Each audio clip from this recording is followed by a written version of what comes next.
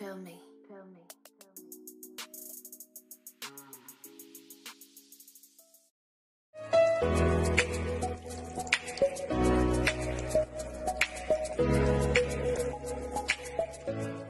Magluto naman po tayo ng simpleng gulay. Bulang lang.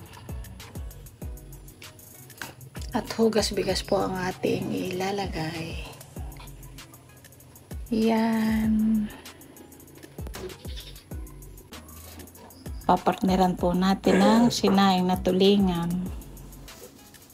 Kahapon ko ito niluto. Yan. Ito po yung simpleng bulang lang na nakabis ng pangluto din sa amin. May pritong toyo, or sinaing na tulingan, or sinaing na GG. Ito yung kapartner.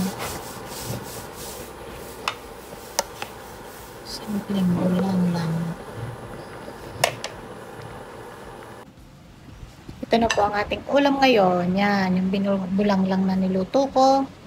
At itong sinaing na tulingan. Kapartner. Kain na po tayo. This is fantastic.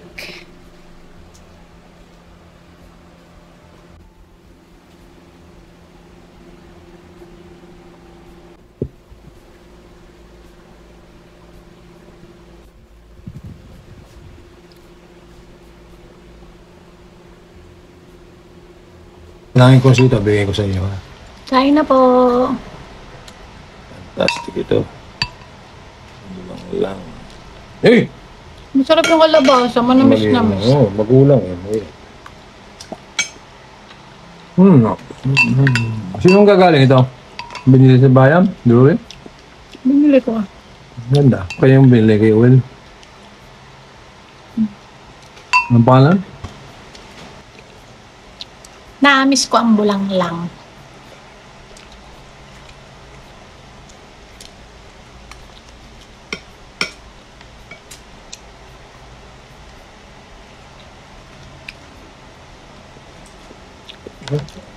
At sinaing. Nagamit mo pala rin ano.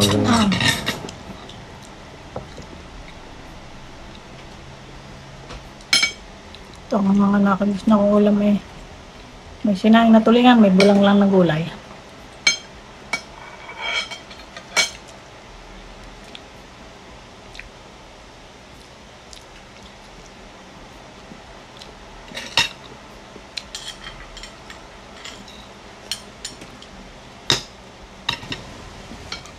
Meron po tayong sausawan na kalamansi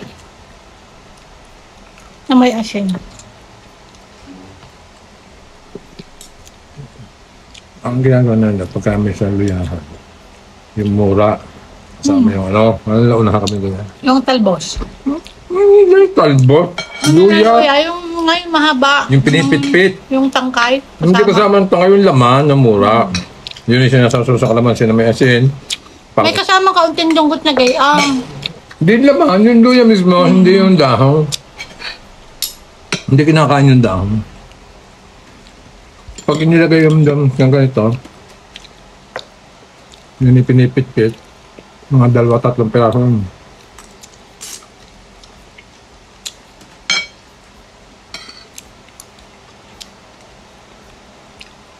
Kain bukay.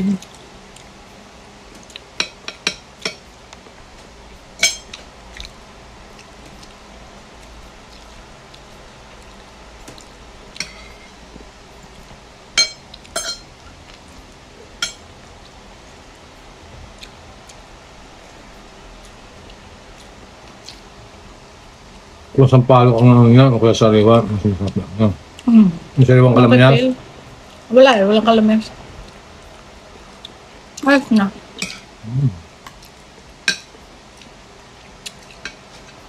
Kaya nawala ng asim yan. Kain po.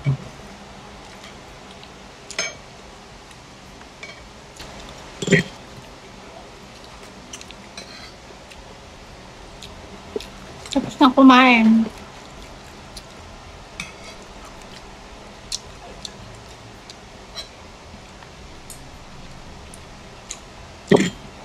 Yun yung paminsan nyo sa kayo.